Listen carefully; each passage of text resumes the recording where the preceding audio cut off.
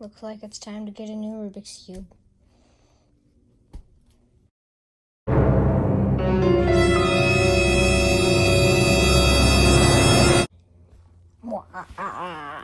I am his friend and I'm gonna steal his Rubik's Cube. Wow, this is fast turning. Well, $84. That's... Wow. But you can also make... I'm home. Wait, what? Where's my Rubik's Cube?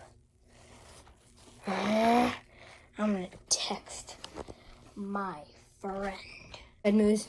He said he didn't steal it. Well, there's only one thing to do now.